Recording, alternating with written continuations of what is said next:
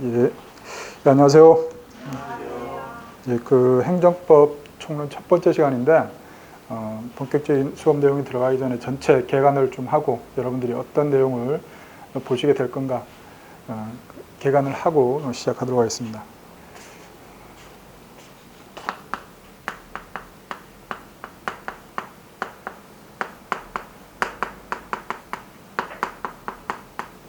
그 여러분들 준비하시는 그 방재직 행정법 시험에는 그 강론 문제는 안 나옵니다. 강론 문제는 그 개별 법들 있죠. 뭐 경찰 행정법에 예를 들면 경찰관 직무집행법, 경비업법 이런 거에 어떤 내용들이 있는가 그런 거 자잘하게 이제 물어보는 게 그 행정법 강론인데 그런 건 안 나오고 행정법 총론 부분만 나오니까 그 파트만 보시면 됩니다. 행정법 총론을 보시면은 맨 먼저 나오는 게 행정법 통론이고 그 다음에 행정작용법,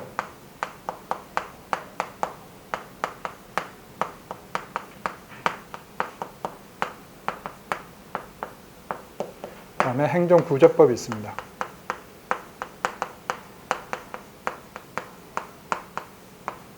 이게 이제 크게 보면 요 세 파트가 나오는데 강사들 책이나 교수님들 책을 보다 보면은 일반 행정작용법하고 분리를 해서 행정의 실효성 확보 수단 이런 것들을 이제 따로 적어놓은 그 단원들인데 저는 그냥 일반 행정작용법에다 전부 다 이제 통합을 했습니다. 자료에는 안 나와 있으니까 그냥 칠판 보시면 됩니다.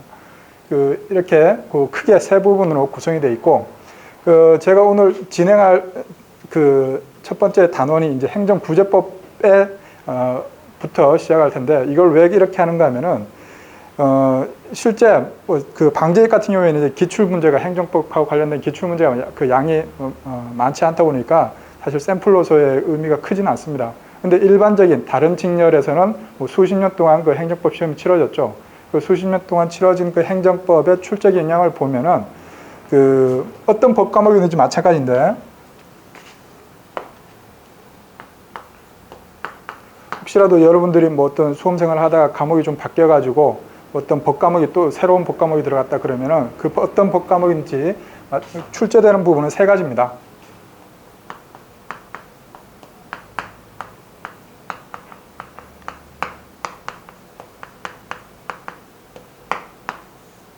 그 세 가지가 출제되죠. 법 과목에서는 조문, 이론, 판례 요 세 가지가 출제가 되는데 여러분들 그냥 흔히들 법이라고 하면 그냥 조문이라고 생각을 하죠.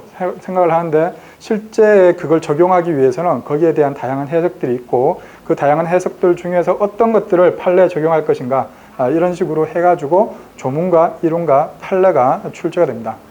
그렇게 해서 그 방재직이 아닌 다른 직렬에서 일반적인 행정법의 출제 경향을 보면은 판례 문제가 거의 한 65%에서 70%입니다. 그리고 이론 문제가 한 10%에서 15%, 조문 문제가 한 25%에서 한 30%. 이게 일반적인 그 행정법의 출제 경향입니다. 근데 방재직 같은 경우에는 판례 비중이 이렇게까지 높지는 않습니다. 실제 기출 문제들을 보면 이렇게까지 높지는 않은데 그럼에도 불구하고 여전히 판례 비중은 높습니다. 이렇게까지는 아니더라도 높기 때문에 그 판례를 여러분들 어떻게 볼 것인가, 어떻게 이해할 것인가를 아셔야 되는데 이 판례라는 게 대부분 보면은 행정구제법에서 이 행정구제법에 나오는 게 크게 보면은 두 파트가 있습니다. 손해정보제도하고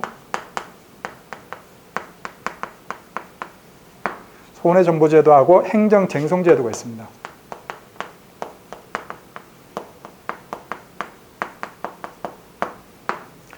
손해정보는 뭔가 하면은 말 그대로 손해가 생겼을 때 그것에 대해서 뭔가 보상을 해주는 것, 배상을 해주는 것. 이게 손해정보제도입니다. 행정쟁송제도는 뭔가 하면은 뭔가 행정청이 행위를 해가지고 그것이 잘못됐다고 생각을 했을 때 그것을 취소해달라거나 그것을 무효로 해달라거나 이렇게 하는 것. 그것이 행정쟁송입니다. 그래서 여러분들 뭔가 만약에 그 행정청이, 그 행정기관이 뭔가 행위를 했는데 그것이 잘못됐다. 그러면 가장 우선하는 방법은 뭘까요? 그 잘못된 행위가 없었던 것처럼 하는 게 가장 좋겠죠. 잘못된 행위가 없었던 것처럼 하는 게 이 행정쟁송에서 하는 겁니다. 그래서 여기는 두 가지가 있는데 행정심판하고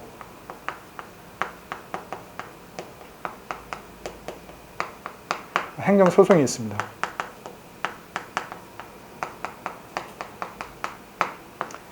그렇게 해서 이 행정심판이나 행정소송을 통해서 그 처분행위, 저 행정청의 저 행위에 대해를 취소해달라고 하거나 저거는 무효다. 그러니까 아예 처음부터 효력이 없다. 그렇게 주장을 하거나 이러한 것들을 하는 것이 이 행정심판과 행정소송이고 이 중에서도 특히 행정소송이 가장 비중이 크죠. 행정소송의 종류에 항고소송,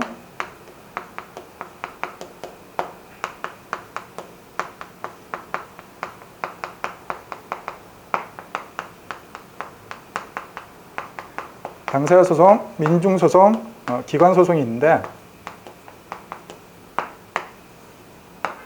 이 중에서 사실 주로 출제되는 부분은 이 항고소송이죠. 그리고 대부분의 책을 보면 이 항고소송, 이 행정쟁송제도에서 거의 한 3분의 2 정도는 이 항고소송에 관한 내용입니다.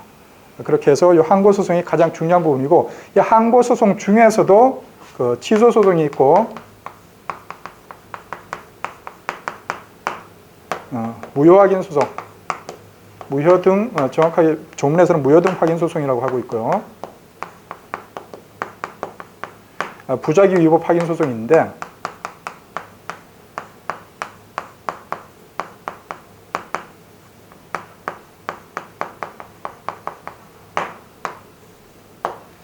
이 중에서 특히 이 취소 소송이 전체 판례를 보면은 대부분 한 90%가 이 취소소송과 관련된 내용입니다. 이 취소소송과 관련된 내용이고 그렇게 해서 여러분들이 어떤 판례를 봤을 때 이 판례가 무엇 때문에 이렇게 판결을 내렸고 무엇 때문에 기각을 했고 무엇 때문에 각하를 했는가 그걸 알려면은 이 취소소송의 구조를 알고 있어야 됩니다. 그렇게 해서 제가 진도 순서가 이 행정쟁송 중에서 취소소송에 대해서 먼저 공부를 하고 그렇게 하면 이제 판례라는 것들이 어떻게 해서 나오고 그 판례에서 어떤 요소들이 필요한가 어떤 요건들이 필요한가 그 부분을 먼저 본 다음에 다시 맨 앞으로 가서 행정법 통론부터 이제 보게 될 겁니다. 이 행정쟁송에 대해서 전부 다 보면은 이것도 양이 엄청납니다. 엄청나기 때문에 전부 다 보고 앞으로 돌아가지 못하고 그 중에서 가장 중요한 취소소송 부파트에 대해서 먼저 개관을 하고 보고 앞으로 나갈 겁니다. 나머지 내용들에 대해서도 간략하게 설명을 드리면 행정법 통론이라는 게 뭔가 하면은 말 그대로 처음부터 끝까지 행정법의 처음부터 끝까지 적용될 수 있는 통과할 수 있는 그런 이론들 그런 부분들을 공부하는 것이 이 행정법 통론입니다. 이렇게 해서 여기에서는 뭐 행정법의 지도 원리라든가 행정법의 일반 원칙이라든가 아니면 행정을 하는 데 있어서의 법률 관계 여러분들 혹시라도 이 법 과목 특히 이 행정법 과목을 처음 공부할 때 어떤 법 과목인지 마찬가지지만 법률 용어 법률 용어들이 많이 나오는데 이건 어쩔 수가 없습니다. 그 법률 용어는 그냥 반복해서 숙지하는 수밖에 없습니다. 이렇게 해서 제가 방금 법률관계라는 용어가 나왔는데 법률관계라는 용어는 어떤 의미인가 하면은 권리 의무 관계라고 생각하시면 됩니다. 여러분들 새로운 법률 용어가 나오면은 그걸 최대한 쉽게 풀어가지고 그냥 숙지하는 수밖에 없습니다. 법률관계라는 용어가 나오면은 권리 의무 관계다. 그렇게 해서 여러분들하고 저하고 법률관계라 그러면은 여러분들은 저한테 강의를 해달라고 요구할 수 있는 그런 권리가 있는 거고 저는 여러분들한테 강의를 해줘야 되는 그런 의무가 있는 거죠. 이런 게 법률관계입니다. 이렇게 해서 국가와의 관계에서도 마찬가지고 여러분들 군대 가거나 그러면은 국가에서 국민들한테 군대 와라 요구하는 거죠. 이렇게 해서 그런 요구하는 거고 개인들은 국가 병력을 이행해야 될 의무가 있고 이런 것들이 전부 다 법률관계입니다. 그래서 법률관계라는 용어가 나오면 권리 의무관계라고 생각하시면 되고 그러면 당사자들 중에 이 사람한테는 어떤 권리가 있고 어떤 의무가 있는가 이 사람한테는 이쪽에는 다른 당사자에게는 어떤 권리가 있고 어떤 의무가 있는가 이런 것들을 살펴보는 게 이제 법률관계가 하는 것인데 이 행정법 통론에서 그런 부분들을 이제 보게 되는 겁니다.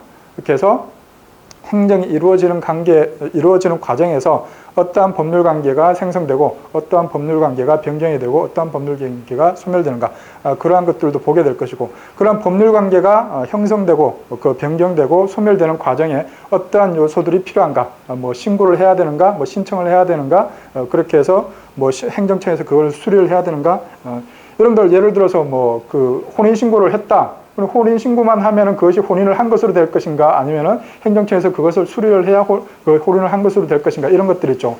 이러한 것들에 대해서 방금 얘기했던 그거는 이제 민사관계이긴 합니다만은 그러한 것들에 대해서 이제 살펴보는 것이 이 행정법 통론입니다. 그래서 이 행정법 통론은 사실 재미가 없습니다. 여러분들 어떤 그 과목이든지 수학도 집합이 제일 재미없죠. 제일 앞에 나오니까. 어떤 과목이든지 제일 앞에는 재미없는 게 나옵니다. 뭐 형법도 마찬가지고 형법도 뭐 맨 앞에 보면은 뒤에 가면은 무슨 개별 사건들 같은 경우에 판례들 보면은 형법도 재밌는 판례들이 많은데 맨 앞에는 보면 뭐 형법이란 무엇인가, 형법의 역사는 어떻게 될 것인가, 뭐 옛날 학자들 이름 막 이상한 이름들 막 쭉 나오고 막 이러면 재미없죠. 그런 거와 마찬가지로 행정법 통론에도 그 행정법도 행정법 통론에서는 재미없는 내용들이 꽤 많이 나옵니다. 그러니까 이론적인 부분들도 많이 나오고 판례들도 뭐 관계는 있는데 아직까지 전체적인 그 공부를 못한 상태에서 판례가 나오다 보니까 뭐 판례가 그 손에 잡히지도 않고 막 이러다 보니까 되게 어렵게 생각하고 그런데 이거는 원래 어려운 부분이고 그냥 이론적인 부분들이 많구나 이렇게 해서 그냥 여기서 이제 지치시면 안 됩니다. 행정법 통론을 할 때. 근데 지치는 경우들이 많죠. 그 고등학생들도 보면은 막 그 무슨 수학책을 보면은 집합만 잘하죠. 집합만 열심히 하다가 뒷부분에 가면은 뭐 미분적분 나오고 이러면은 막 포기하고 막 그런 경우들인데 그러시면 안 됩니다. 사실 중요한 부분은 이 행정구제법에 와서 취소소송인데 여기까지 오기도 전에 지쳐가지고 이건 막 그냥 행정구제법 제대로 보지도 않고 막 이런 경우들이 생기는데 그렇기 때문에 제가 이 취소소송을 먼저 한번 보고 나중에 뒤에 가면은 그 시간이 있을 때 그 다시 또 그 볼 겁니다. 뒤에 진도 정주행할 때. 그 다음에 일반 행정자용법 이 부분은 뭔가 하면은 제가 일반이라는 저 수식어를 붙여놨는데 그 강론에 가면은 특별행정자용법이 있습니다. 강론의 구성을 잠깐 설명을 드리면 강론에는 행정조직법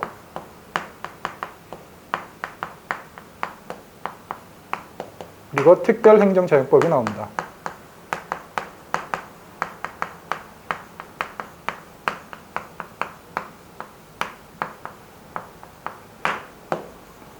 행정조직법은 뭔가 하면은 말 그대로 그 행정부가 어떻게 구성되어 있는가. 뭐 제일 위에 대통령부터 뭐 총리, 뭐 장관들, 그리고 그 밑에 공무원들, 그리고 지방자치단체도 있을 것이고 막 여러 기관들이 있겠죠. 그러한 것들에 대해서 공부하는 것이 행정조직법입니다. 행정조직법은 이제 뭐 여러분들 시험에는 안 나옵니다. 행정법 강론의 내용이기 때문에.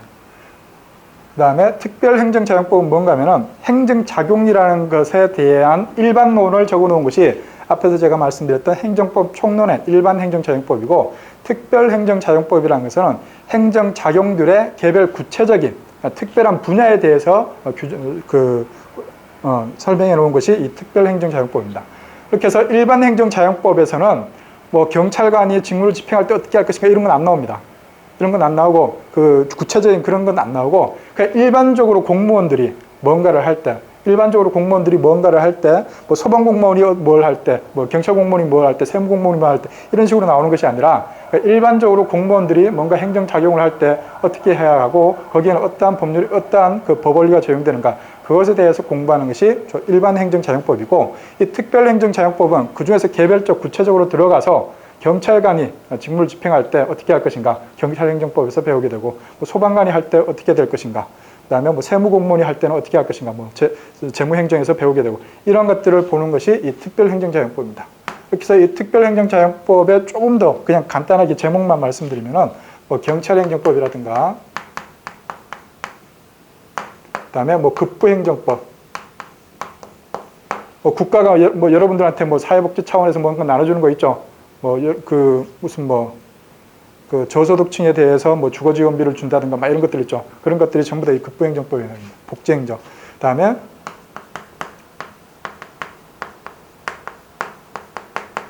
공용부담법.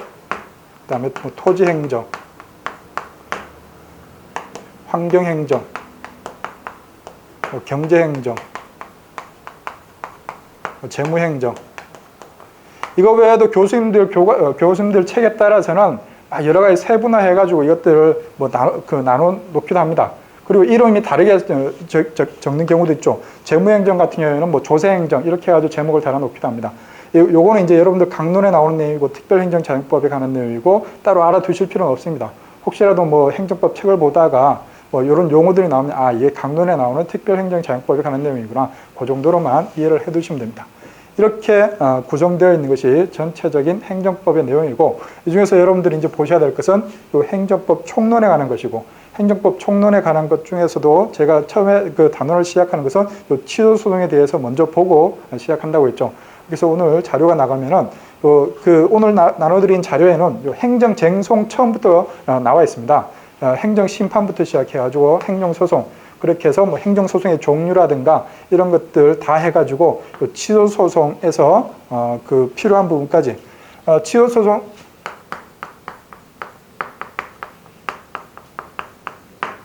취소소송을 이제 처음에 이제 보시게 될 텐데, 이 취소소송은 어떻게 구성되어 있는가 하면은 소송의 대상에 대해서 맨 앞에 나옵니다. 그 다음에 소송의 당사자,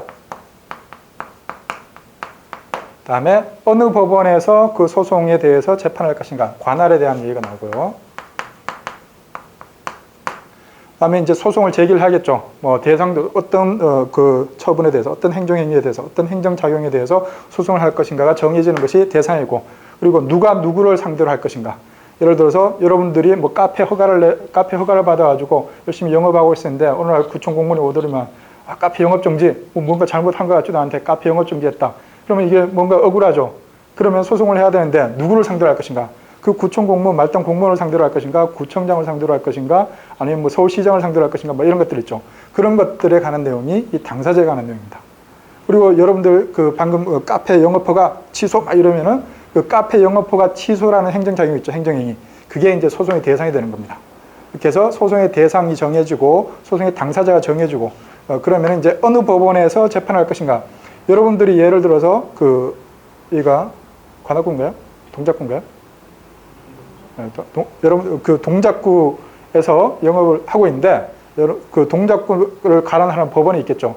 예를 들면 뭐 서울 남부지법일 것 같은데 서울 남부지법에다가 소송을 제기하든가 이래야 되는데 갑자기 내 고향은 어디 제주도니까 제주지방법원에 가가지고 제주법원에 가가지고 그러면 여기서 담당했던 구청공무원이나 이런 사람들이 와서 증언을 하고 뭐 이렇게 해야 되는데 제주법원까지 가야 되는 거죠. 그런 경우들이 생길 수가 있기 때문에 이 관할도 마음대로 할 수가 없는 겁니다. 이렇게 해서 일정한 기준을 정해놨습니다. 그래서 그 관할에 관한 것을 이제 보셔야 될 것이고, 그 다음에 제소를 하게 됩니다. 제소를 하는 데는 어떤 내용들이 나오는가 하면 언제 제소를 할 수 있는가. 예를 들어서 여러분들 카페 영업을 하다가 2015년 한 1월 말쯤에 카페 영업이 취소가 됐습니다. 이렇게 뭐 취소됐네. 뭐 그러고 그냥 놀고 있다가 어느 날 그 친구를 만나가지고 한 3년 지나가지고 친구 만나가지고 얘기하다 보니까 야, 나 그때 별로 잘못한 것도 없는 것 같은데 카페 영업이 취소가 됐어. 영업허가가.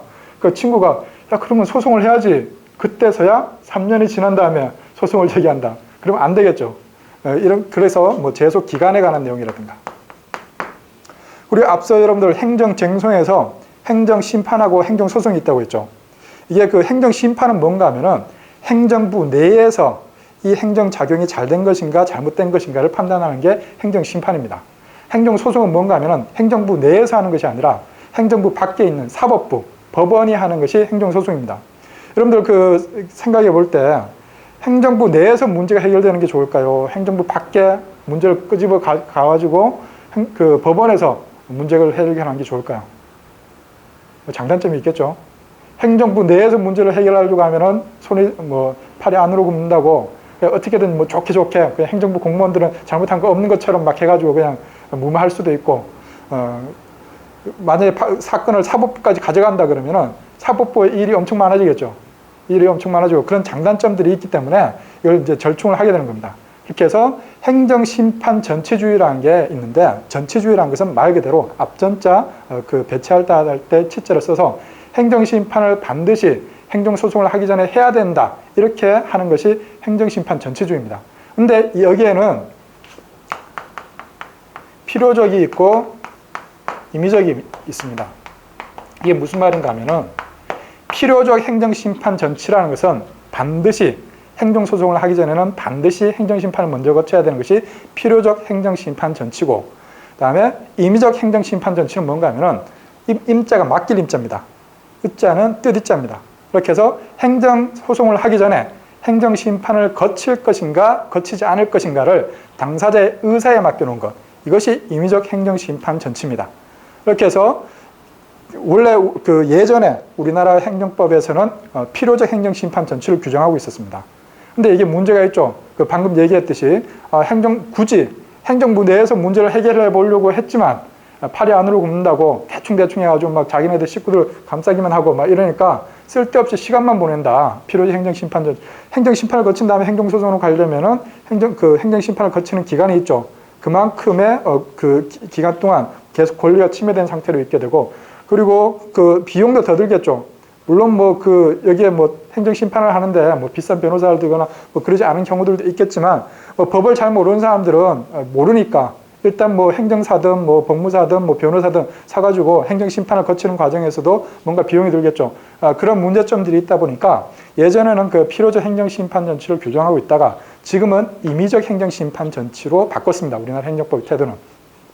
그렇게 해서 행정심판을 거칠 것인가 거치지 않고 곧바로 행정소송을 제기할 것인가는 당사자의 의사에 맡겨져 있는데, 여기도 예외가 있습니다. 이 임의적 행정심판 전치가 원칙이고, 예외적으로 그 일정한 특수한 분야에 대해서는 반드시 행정심판을 거치도록, 그렇게 해서 개별 법률에서 필요적 행정심판 전치를 규정하는 경우들이 있습니다.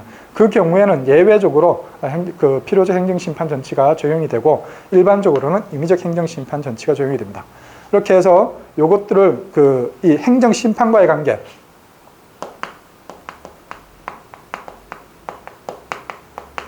행정심판과의 관계를 보는 것이 요 제소와 관련된 내용입니다. 그래서 언제까지 할 수 있는가, 그리고 그 제소를 하기 전에 행정심판을 거쳐야 되는가, 거치지 않아도 되는가, 그리고 행정심판과의 관계에 대해서 보는 것. 그 다음에 소의 변경이라든가 이런 경우도 있죠. 예를 들어서 구청에서 나와가지고 영업허가 취소, 영업허가 취소 이런 것들을 했다. 근데 이 소송을 이 카페 주인이 그게 그 행정작용은, 그 처분은 취소, 뭔가 문제가 있으니까 취소를 해야 돼. 근데 취소 사유가 있는 게 아니라 사실은 처음부터 무효인 경우가 있습니다. 어떤 경우가 하면은 그 구청 공무원이 이미 퇴직한 공무원이었다든가, 공무원이 아니라든가, 이런 경우에는 사실 취소할 이유가 없는 거죠. 처음부터 무효인 거죠. 아무런 여력이 없는 거죠. 그런데 이 사람은 취소소송을 제기했습니다. 그러면은 법원에서 뭔가 문제가 있다고 얘기를 하겠죠. 그런 경우에 이제 소를 바꾸는 겁니다. 이것은 취소소송이 아니라 무효 확인소송으로 바꿔라. 이렇게 해서 얘기를 해주든가 자기가 신청을 해가지고 그래서 소를 바꾸는 거예요. 이 경우가 소의 변경입니다. 이렇게 해서 그런 경우도 있고, 그 밖에도 처분이 바뀌어가지고, 예를 들어서 영업허가 취소를 했다. 영업허가 취소를 해가지고 여기다 소송을 제기하니까 구청 공무원이 다시 나와가지고 영업허가 취소는 좀 너무한 것 같고 영업정지 30일로 바꿔줄게 막 그래가지고 바꿨습니다. 그러면 거기에 대해서 난 영업정지 받을 만한 사유가 없다 그러면 소송을 해야겠죠. 그럴 때도 이제 소가 바뀌는 겁니다. 소의 변경, 그런 내용들을 이제 보게 되고, 그리고 여기에 한 가지 나오는 것이 또 집행정지에 관한 내용이 나옵니다.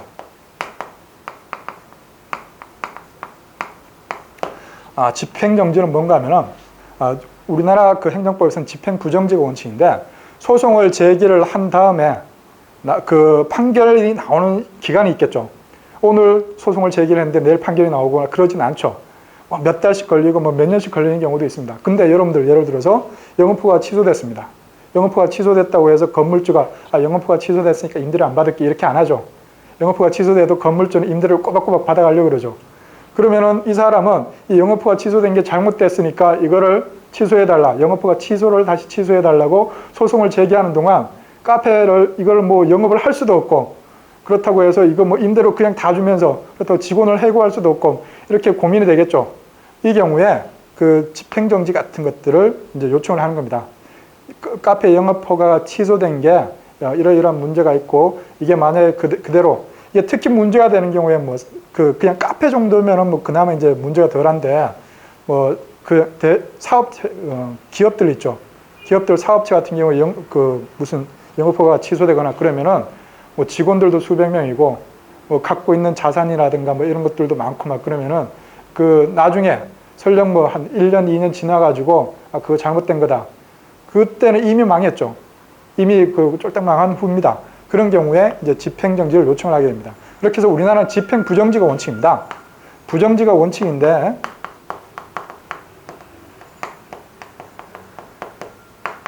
예외적으로 집행정지가 인정이 되죠. 어떤 경우에 집행정지가 인정될 것인가, 그러한 요건들 같은 거, 그런 것들을 보는 부분이 요 제소와 관련된 내용입니다. 그래서 보게 될 것이고, 그다음에 이렇게 해서 소송이 제기가 됐으면은 법원이 그 소송을 가져와가지고 여기에 대해서 판단을 해야겠죠. 그것이 심리입니다.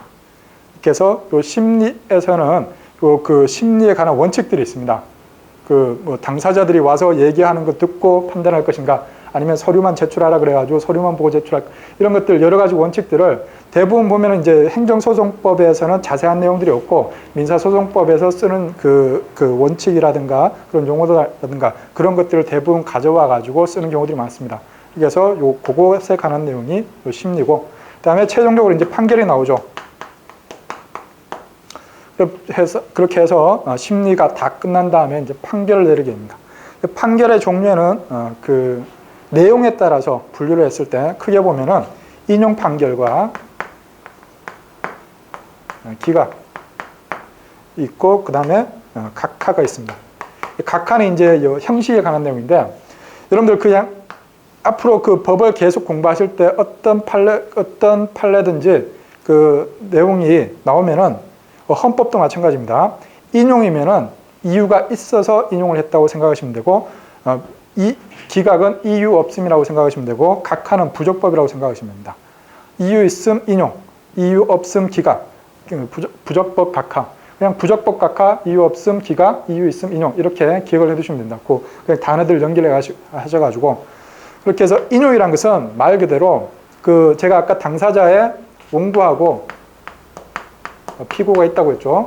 그렇게 해서 여러분들이 카페 영업허가를 받아가지고 열심히 영업하고 있는데 갑자기 영업허가가 취소됐다. 그러면 여러분들이 그 카페 주인인 여러분들이 이제 원고가 되는 겁니다. 이렇게 해서 소송을 제기를 했을 때, 이거 잘못된 겁니다. 영업허가 취소는 이거 취소해 주십시오 했을 때, 그래 보니까 영업허가 취소할 이유가 없는데 영업허가를 취소한 것 같아. 그래, 영업허가 취소를 다시 취소할게. 그것이 인용입니다. 영업허가 취소를 취소해달라고 요청을 했을 때 그대로 해주는 것, 이게 인용입니다. 다음 기각은 뭔가 하면은 영업허가 취소를 다시 취소해달라고 요구를 했는데 법원에서 판단해 보니까 이 사람이 카페 영업을 하면서 카페에서 미성년자한테 술을 팔았어. 그것도 미성년자를 고용해가지고 미성년자한테 술을 팔아요. 이건 뭐 사안이 좀 심각하죠. 그렇게 해서 뭐 이걸 영업 정지를 하든 영업 허가를 취소를 하든 그 재량이 있는데 사안이 좀 심각해가지고 이건 취소를 해도 될 것 같아. 그래서 이유가 없어. 네가 영업허가 취소를 취소해달라고 한 거에는 이유가 없어. 영업허가 취소할 만했어. 그럴 때 하는 것이 이 기각입니다. 그 카페 영업허가 취소를 취소해달라는 그 요청을 기각하는 거죠. 각하는 뭔가 하면은 부적법한 겁니다. 소송 요건이 안 갖춰진 거. 아까 제가 그 대표적인 경우가 요 기간이라고 얘기를 했죠. 그 행정소송법에서는 행정소송을 제기할 수 있는 기간을 정해놨습니다. 정해놨는데 아까 얘기했다시피 그 한 3년 지난 다음에 그 친구하고 얘기하다가 친구가 야 그럴 때 행정소송을 제기해야지 그 얘기 듣고 그때 뒤늦게서 소송을 제기했다. 그러면 소송 요건을 갖추지 못한 거죠. 이렇게 해서 소송 자체가 부적법한 겁니다. 그 경우에 이제 각하를 하게 되는 거죠. 여기에서 이제 그 사정 판결이라는 게 하나 더 있는데, 그거는 이제 그 이유가 있다고 생각하면서도 기각을 하는 게 사정 판결인데, 그거는 나중에 지금 얘기를 하면은 더 헷갈립니다. 지금 일단 요 세 가지 개념 정도만 알아두시고, 사정 판결도 시험에 자주 나오긴 하는데, 그거는 요 세 가지 개념을 알고 계셔야 조금 더 이해가 더 쉬우니까, 그거는 나중에 얘기를 하도록 하겠습니다. 이렇게 해서 이렇게 이루어진 것이 전체적인 취소소송의 구조입니다. 그래서 소송 대상에서는 처분이나 뭐 재결 같은 것들을 어떤 경우에 저것이 소송의 대상이 되고 어떤 경우에 소송의 대상이 되지 않는가, 거기에 대해서 판단하는 거고, 시험에 상당히 자주 나옵니다. 일반 다른 직렬의 20문제짜리 그 행정법 시험에서는 사실 이 부분은 거의 매년 나옵니다. 이것이 소송의 대상인가 아닌가 거의 매년 나오죠. 이 부분도 판례도 엄청나게 많습니다. 왜 그런가 하면은 법원 입장에서는 누군가 소송을 제기를 했을 때 이게 소송 대상인가 아닌가만 판단하면은 이걸 그냥 각하할 것인가 말 것인가 일단 먼저 판단이 되죠. 그렇기 때문에 제일 먼저 법원에서 살펴보는 것이 이것이 소송 대상인가 아닌가입니다. 그렇기 때문에 이 부분에 대한 판례가 엄청나게 많고, 그 다음에 당사자, 원고와 피고를 정하는 것, 이 부분도 마찬가지로 법원 입장에서는 이 사람이 예를 들어서 여러분들이 그 카페 영업을 하다가 영업허가가 취소됐습니다. 근데 여러분들의 영업허가가 취소됐는데 여러분들한테 투자를 했던, 여러분들한테 돈을 빌려줬던 사람이 와가지고 소송을 제기하는 겁니다. 그게 가능할까? 문제가 있겠죠. 그거는 이제 개인적인 개인적인 채권 채무 관계죠. 돈을 빌려줬으면 그 사람이 영업허가 취소됐든 안 됐든 거기에 대해서 돈을 민사소송을 해가지고 돈을 받으면 되는 거고, 이 행정소송을 해가지고 카페 영업허가를 취소해달라고 제3자가 그 카페 주인한테 돈을 빌려줬던 제3자가 할 수는 없죠. 그래서 원고적격이나 피고적격 이런 것들을 보면은 이 소송이 제기할 만한 것인가. 그 카페 주인은 그 소송, 그걸 할 마음이 없었습니다. 자기가 잘못한 게 있어가지고. 근데 제3자가 돈 빌려준 사람이 갑자기 와가지고 소송을 제기한다. 안 되겠죠. 그렇기 때문에 법원이 제일 먼저 살펴보는 것이 대상이고, 그 다음에 당사자죠. 관할은 사실 뭐 시험 문제에 많이 나오진 않습니다. 내용도 적고. 그 다음에 요 두 가지가 갖추어지면은 소송 요건 중에서 요 제소에 필요한 요건들, 뭐 기간을 준수했는가, 행정심판을 거쳐야 되는 사건인데 행정심판을 거치지 않고 제기한 것 아닌가, 뭐 이런 것들, 그리고 소외 변경이 있는 경우에 거기에 대해서 뭐 소외 변경 절차를 거쳤는가, 뭐 집행정지 요청이 있었는가, 이런 것들을 이제 살펴보고 이제 본안에 들어가서 심리를 해가지고 이제 최종적으로 이제 판결을 하게 됩니다. 그래서 이러한 내용들을 가지고 이제 여러분들 보시게 되는데, 이게 처음에 공부할 때는 이게 쉽지가 않습니다. 제가 그 행정법 같은 경우에 맨 앞부분도 뭐 다른 법 과목들도 마찬가지긴 합니다만 맨 앞부분부터 맨 뒷부분까지 사실 전체적으로 연결이 되어 있습니다. 여러분들 제가 여기서 취소소송에 대해서 얘기를 했는데, 이 취소소송에 관한 내용이 사실 행정법 통론을 보다 보면 행정법 통론에도 이 취소소송과 관련된 판례들이 나옵니다. 대부분 보면은 뭔가, 예를 들어서 방금 제가 여러분들한테 뭐 카페 영업허가 취소에 대해서 얘기를 했는데, 카페 영업허가를 취소한 것이 거기에 대해서 뭐 재량을 넘어선 것인가 아닌가, 아니면은 재량을 넘어선 것인가 아닌가, 그 재량 행위에 대해서 보는 것은 일반 행정자용법입니다. 일반 행정작용을 할 때는 재량권이라는 게 있을 때 그 재량권을 남용을 해서는 안 되는데, 재량권을 남용한 것은 아닌가, 그런 것들을 판단해야 되는데, 결국 취소소송을 제기를 했는데 취소소송이 인용될 것인가 기각될 것인가를 판단하기 위해서는 일반 행정자용법에서 얘기하는 그 재량권 남용의 법리를 판단을 해야 되는 겁니다. 그리고 또 예를 들어서 행정법 통론에 들어가면은 행정법의 일반 원칙이라고 해서 뭐 평등의 원칙이라든가 행정의 자기구속의 원칙, 비례 원칙, 뭐 신뢰보호 원칙, 이런 것들이 있는데, 그 중에서 뭐 신뢰보호 원칙은 뭐 시험에 자주 나오죠. 예를 들어서 여러분들 카페 영업 허가를 받을 때 행정청에다 물어봤습니다. 요 앞에다가 요 테라스가 있는데 여기다가 이 테이블 내놓고 이렇게 영업해도 되는가, 구청에다 물어보니까 거기는 원래 지적도상 보니까 뭐 건물인 것처럼 지적도가 돼 있으니까 거기는 뭐 여러분들 뭐 사장님 하셔도 됩니다. 라고 해가지고 그 얘기 듣고, 구청 공무원한테 그 얘기도 듣고, 그 카페 앞에다가 원래는 주차를 해야 되거나 뭐 그런 공간인데 거기다가 테이블 설치하고 뭐 시설해가지고 손님들을 조금 더 받았습니다. 받았는데 오늘 갑자기 구청에서 나오더니 이거 왜 이렇게 했냐고 갑자기 막 때려 부수는 겁니다. 그럼 이 사람 입장에서 억울하겠죠. 그럼 소송을 제기를 해야겠죠. 그랬을 때 처음에 그 구청 공무원의 구청의 담당 공무원이 여기서 그렇게 하셔도 돼요 라고 얘기했던 거를 이 사람은 신뢰를 했죠. 신뢰를 했는데 나중에 구청에서 와가지고 이러면 안 됩니다 그러고 그걸 다시 없던 일처럼 해버렸죠. 그랬을 때 이 신뢰보호 원칙이 적용될 것인가 안 될 것인가, 그거는 취소소송에서 그것을 인용할 것인가 기각할 것인가의 기준에 대해서 판단하는 것이지만, 그 신뢰보호 원칙이라는 것의 내용은 행정법 통론에서 나오는 겁니다. 그러니까 이게 행정법이란 게 맨 앞에서부터 맨 끝까지 사실 전체적으로 연결이 돼 있다 보니까 처음 공부하시는 분들은 맨 앞에부터 공부하면은 맨 뒤에 무슨 소송 얘기 나오고 뭐 무슨 원고적격, 피고적격, 뭐 처분 뭐 이런 얘기 나오는데 하나도 모르는데 맨 앞에서부터 뭐 행정법이란 무엇인가, 뭐 행정에 관한 법이다, 뭐 행정법 연역은 어떻게 될까, 이런 것부터 보면은 잘 깝깝하죠. 그쪽에도 앞에도 보면은 신뢰보호, 방금 얘기했듯이 신뢰보호 원칙을 얘기할 때도 이 취소소송과 관련된 판례들이 나옵니다. 근데 취소소송에 대해서 잘 모르죠.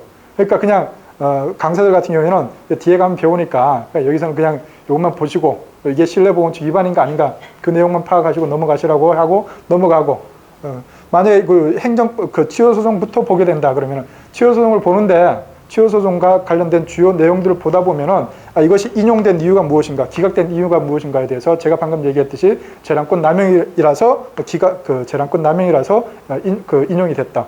뭐 신뢰보호 원칙 위반이라서 인용이 됐다. 뭐 이런 이유가 나오는데 여러분들 뭐 재량이 뭔지 신뢰보호 원칙이 뭔지는 안 배우셨죠.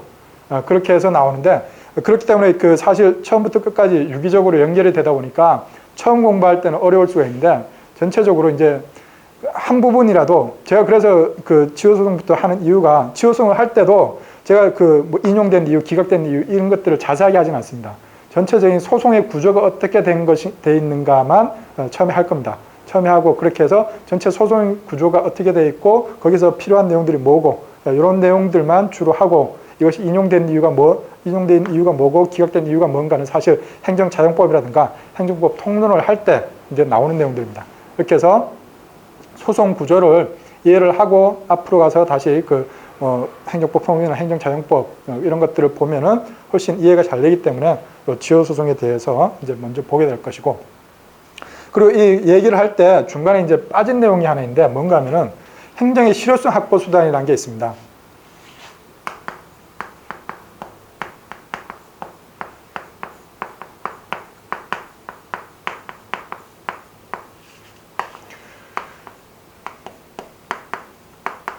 행정의 실효성 확보 수단 같은 경우에는 제가 아까도 말씀드렸다시피 그냥 저 같은 경우에는 일반 행정자용법이라는 단원에다 넣어놨습니다. 이게 왜 그렇게 했는가 하면은 이게 어떤 단원인가 하면은 여러분들 제가 방금 얘기했던 뭐 카페 영업허가 뭐 그런 경우도 있고, 예를 들어서 가장 명확한 경우가 여러분들 무허가 건물이 있어가지고 여기에 대해서 철거 명령을 내렸습니다. 도청에서 나와가지고 여러분들 지금도 뭐 광화문 광장에서 뭐 천막 쳐놓고 막 그렇게 하면은 거기도 뭐 여러분들 뭐 뉴스 보다 보시면은 대집행이라는 용어가 나오고 뭐 서울시장에 나와가지고 뭐 개고를 했다 막 이런 얘기 나올 겁니다, 뉴스에. 이 대집행이 뭐고 개고가 뭐고 이게 모르는 사람들은 그냥 뭐 그런 거 있나 보다 이렇게 하지만 여러분들이 행정법을 공부하셨다 그러면은 대집행이 뭐고 개고가 뭔지 이제 아시게 될 겁니다. 개고는 뭔가 하면은 이런 철거 명령, 이 철거 명령은 누가 철거해도 사실 상관은 없죠. 예를 들어서 뭐 대한애국당이 거기다가 뭐 천막을 쳤는데 반드시 대한애국당이 천막을 철거해야 하면은 천막이 철거되는 건 아니죠. 천막 철거는 제가 알바비 받고 가서 뭐 해도 상관없습니다. 그러니까 누구나 할 수 있는 거죠, 이거 철거는. 그런 경우에 그거를 딴 사람들한테 대신 시킬 수가 있습니다. 그것이 대집행입니다. 말 그대로 대신 집행하는 겁니다. 대신 집행하는 건데, 근데 이 대집행을 하기 위해서는 개고를 해야 됩니다. 개고가 뭔가 하면은 개자가 경계하다, 주의하다 뭐 이런 용어의 개자입니다. 이게 무슨 말인가 하면은 야, 너네 불법으로 천막을 쳤으니까 천막 몇 월 며칠까지 철거하지 않으면은 우리가 강제로 철거할 거야. 조심해. 이렇게 알려주는 겁니다. 조심하라고 알려주는 것. 이게 개고입니다. 이 개고를 했음에도 불구하고 천막을 안 치운다. 천막을 철거를 안 한다. 그러면 이제 통지를 합니다. 야, 우리 몇 월 며칠 몇 시에 천막 철거할 거야. 이렇게 통지를 하면은 겁먹고 이제 철거할 수도 있겠죠. 근데 철거를 안 합니다. 그래도 이때 이제 실행을 합니다. 이렇게 해서 서울시에서 용역들을 써가지고 건장한 청년들 데리고 가가지고 몇백 명 데리고 가가지고 천막을 철거를 하죠. 그 다음에 비용 징수를 합니다. 이런 경우가 좋습니다. 이게 가장 최근에 이슈가 이런 기사나 뭐 사건들이 있으면 설명하기 좋죠. 오히려 이해가 잘 되죠, 이런 경우에. 그 다음에 실행을 한 다음에 서울시에서 지금 뭐 천막 철거하는데 용역 쓰고 막 이렇게 하는데 뭐 2억인가 들었다 그래가지고 비용 징수를 하겠다 하죠. 그게 이제 비용 징수입니다. 이렇게 해서 이런 과정을 거쳐서 하게 되는데 이게 이 대표적인 이 대집행이 행정의 실효성 확보 수단의 대표적인 경우입니다. 가장 대표적인 경우입니다. 근데 이게 항상 뭐 대집행이 되는 건 아니겠죠. 예를 들어서 사람이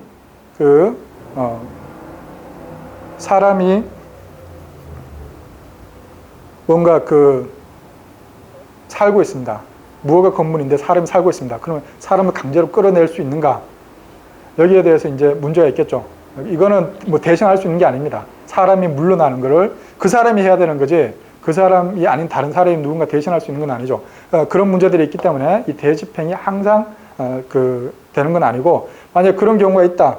예를 들어서 뭐 무허가 건물인데 그 무허가로 증축된 부분을 훼손을 하면은 이 건물의 안전에 문제가 있다. 그럼 훼손을 할 수는 없겠죠.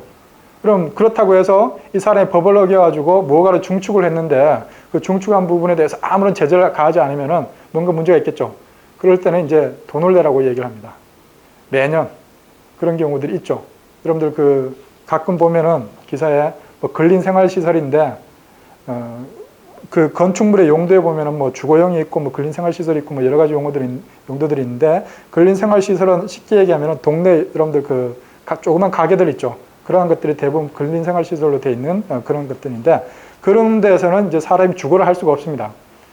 그런 데서는 뭐 미용실이나 뭐 이런 것들만 이제 해야 되는 건데, 요건이 다릅니다. 건축 허가를 받을 때, 근린생활시설일 때 하고, 주거용일 때 하고, 뭐 주차용 요건이라든가, 사용할 수 있는 토지 면적이라든가 이런 것들이 다르기 때문에, 근린생활시설로 허가를 받아가지고 주거용으로 변경을 해버립니다. 그러면은 뭐 집이 뭐 한 채, 두 채 더 나오면은 그만큼 임대료를 더 받겠죠. 원룸 건물이다 그러면 원룸을 뭐 한 두 개 더 만들었다. 그러면 그만큼의 임대료를 더 받을 테니까, 그렇게 해서 불법으로 용도 변경을 하거나 불법으로 증축을 하거나 그랬을 때는 그 행정청에서 그만큼 이제 돈을 뭐 더 받아가거나 이런 식으로 하죠. 그렇다고 해서 뭐 그 1층 원래 주거용으로 하면 안 되는 근린생활시설인데 우리가 주거용으로 했으니까 벽 다 허물고 막 이렇게 하면은 벽 허물면 이제 건물 무너지겠죠. 그런 경우도 있을 수가 있습니다. 그런 경우는 이제 돈을 내라고 하죠. 그걸 이행강제금이라고 합니다. 그런 식으로 해가지고 여러 가지 제도들이 있습니다. 이 행정의 실효성 확보수단에는. 그 여러 가지 제도들을 전부 다 모아서 행정의 실효성 확보수단에서 보는데, 이거를 제가 일반 행정자용법에다 넣어놓은 이유는, 앞서 여러분들 그 당사자의 원고하고 피고가 있는데, 원고는 뭔가 하면은 처음 이제 법 공부하시는 분들은 뭐 이 원고 용어도 모르실 수가 있는데, 뭔가 원하는 게 있어가지고 소송을 제기하는 사람, 원하는 게 있어서 고소하는 사람, 이게 원고입니다. 이렇게 해서 그 사람들이 원고고, 피고는 말 그대로 피자는 당한다라는 거죠. 이렇게 해서 소송을 당한 사람.